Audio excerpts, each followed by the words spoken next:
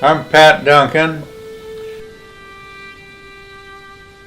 I was raised on a farm north of Meridian, Texas, and during the Depression, and that was during the time that the war had already started in Europe.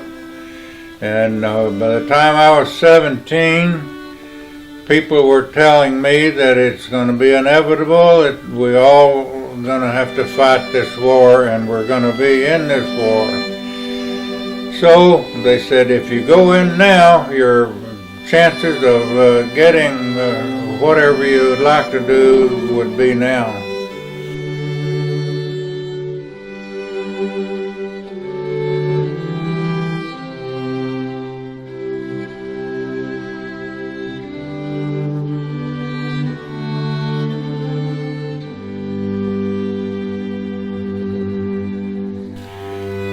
So I joined the Navy and went through training in San Diego, 1940. Company commander said, all of you are going to be sent to Pearl Harbor where the fleet is. It sounds like a good place, but it's not that good. And sure enough, I was sent to Pearl Harbor on the USS Brazos, named after the Brazos River, an oil tanker.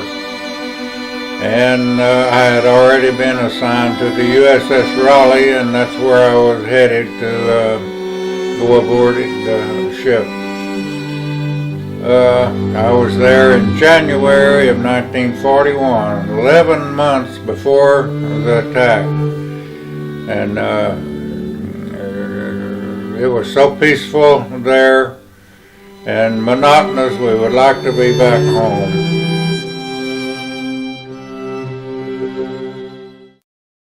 But anyway, December the 7th came. That was on a Sunday.